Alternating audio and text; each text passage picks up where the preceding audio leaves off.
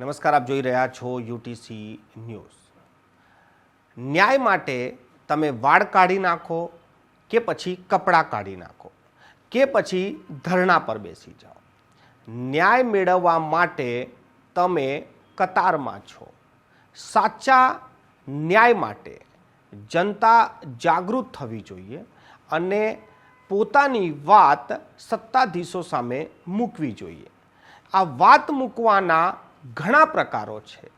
મહાત્મા ગાંધીએ અનશન પણ કર્યા અને શાંતિપૂર્ણ રીતે કર્યા, અને આ જ ગાંધી ચિંધ્યા માર્ગે ગાંધીના વિચારોને લઈને આજે પણ લોકો શાંતિપૂર્ણ રીતે પોતાની વાત સત્તાધીશો સામે મૂકી રહ્યા છે. અને આ અલગ અલગ પ્રકારના 3 દ્રશ્યો આપ જોઈ શકો છો. ઘટના છે હરણીની. હરણી તળાવમાં જે બોટ ડૂબવાના કારણે જે 12 માસૂમ બાળકોના મોત થયા, 2 શિક્ષિકાઓના પણ મોત થયા, અને ત્યારબાદ ચર્ચા શરૂ થઈ કે આ બાળકોને અને આ શિક્ષિકાઓને ન્યાય મળવો જોઈએ. ન્યાય શા માટે મળવો જોઈએ? કારણ કે આ જે ઘટના બની છે, આ ઘટના કોઈ કુદરતી ઘટના નથી કે બાળકો બોટમાં બેઠા અને બોટ પલટી ગઈ, પરંતુ આ માનવ સર્જિત આ આખો હત્યાકાંડ થઈ ગયો છે.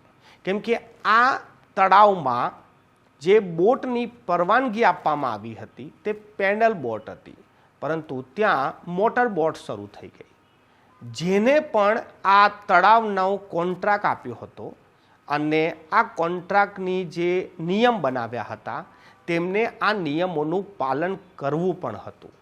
પરંતુ પીપીપી મોડલ પર જે રીતે આ તળાવને ડેવલપ કરવા માટે ટેન્ડર બહાર કાઢવામાં આવ્યા, કોન્ટ્રાક્ટ અપાઈ ગયા અને કોન્ટ્રાક્ટરે 1, 2 ને 3 અલગ અલગ કોન્ટ્રાક્ટરોને આ તળાવ આપી દીધું. માત્ર નાણાં કમાવાની લાઈમાં જે રીતે કાયદાઓનું ઉલ્લંઘન કરવામાં આવ્યું, કાયદા તોડવામાં આવ્યા અને ત્યાં બેફામ વેપાર કરવામાં આવ્યો. આ જ વેપારનો ભોગ આ માસૂમ બાળકો બની ગયા. જ્યારે સવાલ ઊભો થયો કે કસૂરવાર કોણ, ત્યારે એકબીજાને ખો આપવાની શરૂઆત થઈ. પરંતુ જાગૃત નાગરિકો સતત પોતાની વાત મૂકતા ગયા કે આ લોકોને સજા થાય, જે અધિકારીઓ છે તેમને સજા થાય, જે જવાબદાર લોકો છે તેમને સજા થાય. પરંતુ જવાબદાર લોકો પોતે બચવા માટે, કહેવત છે ને કે મોટી માછલી પોતે બચવા નાની માછલીને આગળ ધરી દે છે. અને એવી જ રીતે વડોદરા મહાનગરપાલિકામાં પણ જે અધિકારીઓને સસ્પેન્ડ કરવામાં આવ્યા, એટલે જેમની પર કાર્યવાહી કરવામાં આવી, હવે એમના જ સાથી મિત્રો ધરણા પર બેસી ગયા છે. એમનું કહેવું છે કે આ લોકોનો તો ભોગ લેવાઈ રહ્યો છે, તો પછી જવાબદાર કોણ છે? કેમ કે જ્યાં સુધી જવાબદારોને સજા નહીં થાય ત્યાં સુધી આપણે ભવિષ્યમાં આવી કોઈ ઘટના નહીં બને તેને રોકી નહીં શકીએ. એટલે એક એવો દાખલો તો બેસાડવો જ પડશે કે જવાબદારોને સજા મળે, તેથી બીજા લોકો જાગૃત થઈ જશે. પરંતુ હવે સજા ના આપીને માત્ર આ વિવાદનો અંત લાવવાનો જે પ્રયાસ કરવામાં આવી રહ્યો છે તેમાં નવી નવી વાતો હવે સામે આવી રહી છે. જે અધિકારીઓ પર કાર્યવાહી કરવામાં આવી છે તેમના જે સાથી મિત્રો છે અને તેમના જે સાથે કામ કરે છે, તેમનું જે આગેવાની કરે છે, તેમને તો ખૂબ જ ચોંકાવનારી વાત કરી દીધી છે. તેમને તો એક માંગ કરી છે કે અમને હવે લેખિતમાં આપવામાં આવે કે અમારું કામ શું છે.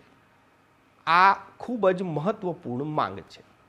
સૌ કોઈ જાણે છે કે વડોદરા મહાનગરપાલિકાના જે એન્જિનિયરો છે તેમનું કામ કંઈ અલગ છે ને તેમની પાસે કામ કંઈ અલગ કરાવવામાં આવે છે. આજે આ એન્જિનિયરો ખુલીને બહાર આવી ગયા છે કે અમને શું કામ છે એ કામ લખીને આપો, અમે એ જ કામ કરીશું, અમે અન્ય કામ નહીં કરીએ. હવે આ અન્ય કામ શું છે? આ ખૂબ જ ચોંકાવનારી વાત છે કે અન્ય કામો નહીં કરીએ, વધારાના અન્ય કામો અમારી પાસેથી કરાવવામાં આવે છે જે ટેકનિકલ નથી. હવે આ અન્ય કામો એમની પાસેથી કોણ કરાવે છે અને આ અન્ય કામો શું છે તેની પણ તપાસ થવી જોઈએ. આ એન્જિનિયરો જે ધરણા પર બેઠા છે તેમનું કહેવું છે કે એમનું જે કામ છે એ સિવાયનું વધારાનું કામ કરાવવામાં આવે છે. હવે આ વધારાનું કામ શું છે, કોણ કરાવે છે, શાના માટે કરાવે છે, હવે આ તમામ વિષયો પણ તપાસ માંગી લેવી છે. આજે એન્જિનિયરો પણ ધરણા પર બેસી ગયા, તેમને એક આવેદનપત્ર પણ આપ્યું છે અને તેમનું સ્પષ્ટ કહેવું છે કે મોટેલી માછલીઓ બચવા માટે નાનાનો ભોગ લઈ રહી છે.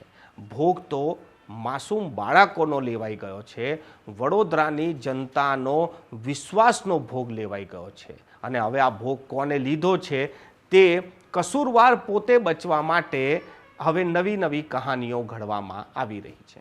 પોલીસ વિભાગની વાત કરીએ તો પોલીસે તો જેટલા પણ આરોપીઓ છે જે પકડાયા છે તેમના પર રિમાન્ડ માંગીને, તેમને પૂછીને, તેમના કોલ ડિટેલ, તેમનું દસ્તાવેજી પુરાવા, FSLની રિપોર્ટ, આ તમામ પ્રયાસ કરીને એક કડી શોધવાનો પ્રયાસ થઈ રહ્યો છે. પરંતુ વડોદરા મહાનગરપાલિકાની જે ભૂમિકા છે તે આજે પણ લોકો શંકાસ્પદ રીતે જોઈ રહ્યા છે. કેમ કે વડોદરા મહાનગરપાલિકા જે શ્રેય લે છે કે PPP મોડલ પર અમે વડોદરા શહેરને ડેવલપ કરી રહ્યા છે, જ્યારે જવાબદારી લેવાની વાત આવી ત્યારે તેઓ પાછળ પડી રહ્યા છે. હવે આ સંપૂર્ણ ઘટનાનો દોષી કોણ છે અને એ ખરા દોષીઓને શું સજા મળશે જે દાખલા રૂપે છે, અને આ હવે વસ્તુ તમામ લોકો ચર્ચા કરી રહ્યા છે.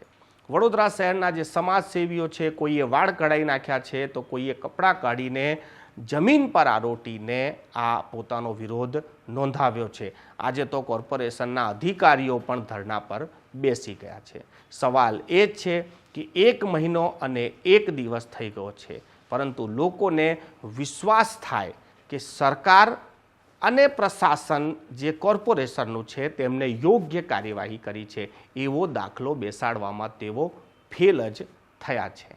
આશા રાખીએ છીએ કે કંઈ એવું પગલું ભરવામાં આવે, એવી એક્શન લેવામાં આવે કે લોકો પણ તેનો દાખલો આપે કે આ ઘટના બાદ આ કાર્યવાહી કરવામાં આવી હતી અને એ એક મિસાલ બની જાય.